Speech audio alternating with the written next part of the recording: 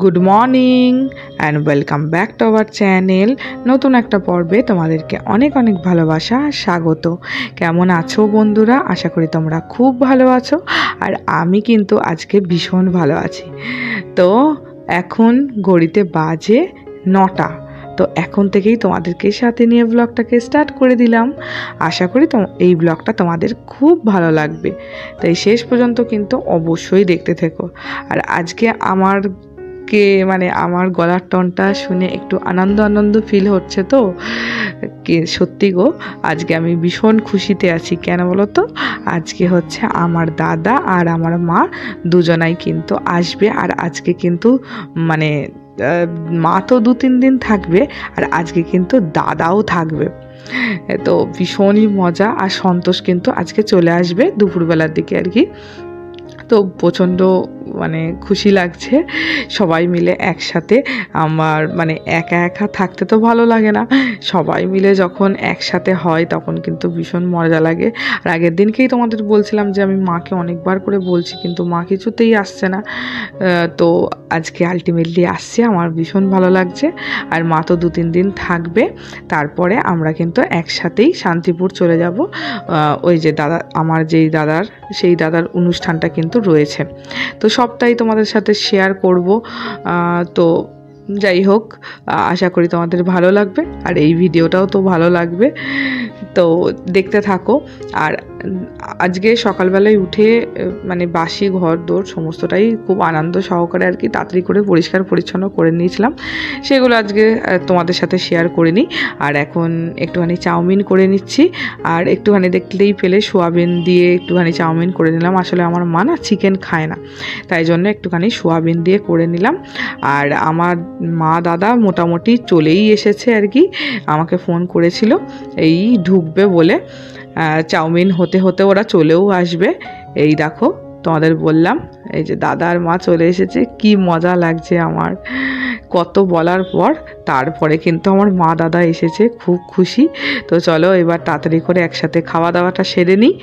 এই যে মা দাদারা এত দিন বাদে একসাথে আমরা এসেছে, কি বলবো, এতদিন এতটা কষ্ট লাগছিল, কিন্তু আজকে কিন্তু আমার ভীষণই মজা লাগছে। তোমাদের সাথে একটু খুশিতেই কিন্তু ব্লগটাকে শেয়ার করছি, আরও ভালো লাগবে তোমাদের শুনলে। এই যে দুপুরবেলা এখন একটুখানি তড়কা করে নিচ্ছি। আজকে কিন্তু লাঞ্চের কোনো রেসিপি করছি না। কেন বলো তো? সন্তোষ ফোন করে বলল চলো আমরা সবাই মিলে আজকে একটা রেস্টুরেন্টে একটুখানি ঘুরে আসি। আর তাই বললাম যে তাহলে রাত্রিরের খাবারটা তাহলে আমি একটুখানি করে রেখে দিই। আর মা আমার সাথে একটুখানি করে গল্প করছে, যেটা আর কি হয়, এসে আমার সাথে গল্প গুজব চলছে। আর আমি এদিকে দেখলাম যে একটুখানি তড়কাটা করে রেখে দিই। আর কি বলতো, সন্তোষ দুপুরবেলা আসবে, কিন্তু ওর নাইট ডিউটি রয়েছে, ওই জন্য কিন্তু ও রাত্রিরে চলে যাবে। যতটা আনন্দ করা দরকার আর কি আনন্দ করে চলে যাবে। তবুও যেইটুকুনি আসলো সেইটুকুনিও তো ভালো লাগবে, আর দাদার একটুখানি ভালো লাগে যে সন্তোষ আসলে আর কি। তাই জন্য কিন্তু সন্তোষকে আরও বললাম, আর সন্তোষ বললো তাহলে চলো সবাই মিলে একসাথে রেস্টুরেন্টে একটুখানি যাওয়া হবে।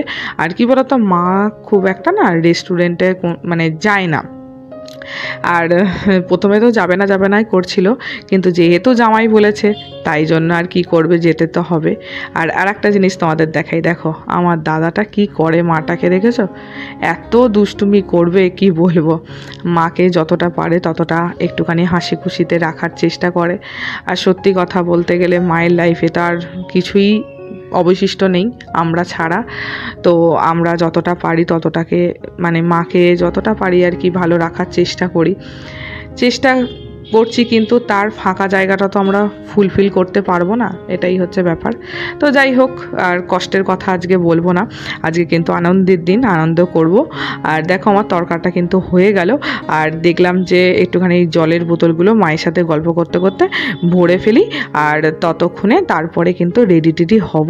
আর ওদিকে সন্তোষও কিন্তু মোটামুটি আর কিছুক্ষণ বাদেই কিন্তু ও কিন্তু বেরিয়ে পড়বে, আমাকে বলেই দিয়েছে।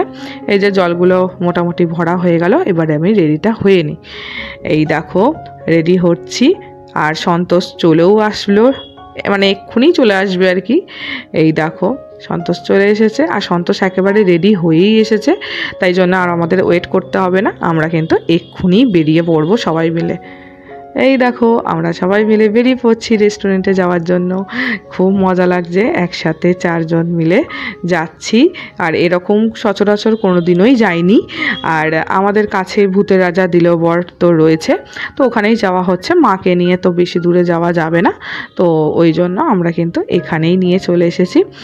আর তোমাদের তো ভূতের রাজা দিলবরের কথা তো আর নতুন করে কিছু বলার নেই, এই রেস্টুরেন্টটা খুবই সুন্দর, আর আমি তো এর আগেও এসেছি, তাই জন্য মাকে আরও নিয়ে আসা হলো, যেহেতু মা খুব একটা রেস্টুরেন্টে যায় না, মায়ের কিন্তু বেশ ভালোই লেগেছিল।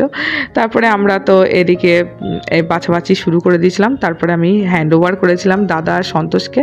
আমি বললাম আমি প্রত্যেকবার এসেই আমি খাবার অর্ডার দিই, এবার তোরা 2 জন মিলে ডিসাইড কর যে তোরা কী খাবি। তো আর আমি ততক্ষণে তোমাদেরকে একটুখানি চারপাশটা দেখিয়ে দিচ্ছিলাম। খাবারটা অর্ডার দেওয়া মোটামুটি 2 জন মিলে অনেক যুদ্ধ করার পর দিয়ে দিয়েছে। আর তোমাদেরকে একটুখানি আমরা মেনুটা দেখিয়ে দিই, যে এখানে তো থালি সিস্টেমের অনেক মেনু আছে, আর আমরা সুন্দরী রাজার থালিটা নিয়েছিলাম আর কি। তো অনেক কিছুই ছিল, দেখতেই পাচ্ছ, তোমাদেরকে দেখিয়েও দিলাম। তো এরকম আগে বাঘার থালি নিয়েছিলাম, তো খুব ভালো লাগে। আর এখন তো দেখতেই পাচ্ছ খাবার নিয়ে চলে এসেছে, আর এখানে তো বলতেই হয় হাতে হাতে দাও তালি তবে আসবে খাবার থালি। তো যেটা সব থেকে মজার লাগে, আমার মা কিন্তু খুব খুশি হয়েছিল। তো তোমাদেরকে একটুখানি দেখিয়ে দিচ্ছি, আমি ভিডিও করছিলাম বলে আমি তো আর হাতে তালি দিতে পারছিলাম না, তাই জন্য দাদারা মারা 2 জন সবাই একে অপরের হাতে তালিটা দিল আর এই কথাটা বলছিল। আর এই যে আমাদের সমস্ত কিছু কিন্তু চলে এসেছে। আমরা সাদা ভাত, ফ্রাইড রাইস, পোলাও সমস্তটাই আর কি ভাগাভাগি করে খেয়েছিলাম, 2টো থালি নেওয়া হয়েছিল। তো আর মানে ভীষণই মজাই কেটেছিল সেই দিনটা, যে মানে মাকে নিয়ে যে আলটিমেটলি আসতে পেরেছি, ভীষণ ভালো লেগেছে। আর এই দেখতেই পেলে শেষে একটুখানি পান তো ছিলই, ভীষণই ভালো লাগে। আর আর এখন দাদারা একটুখানি আইসক্রিম আর কোল্ড ড্রিঙ্কস নিয়ে আসলো, এখন আইসক্রিমটাই সবাই মিলে বসে বসে খাওয়া হচ্ছিল আর গল্প করছিল, ভীষণই ভালো লাগছিল যে এতদিন বাদে অনেক কিছু গল্পগুজব হলো।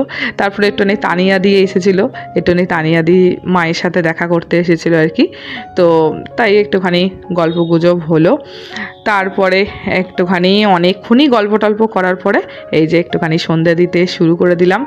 আমার তো ঘরের কাজ তো মানে গল্প করলেও শুধু চলবে না, আমাকে তো প্রত্যেকটা ঘরের কাজ করতেই হবে।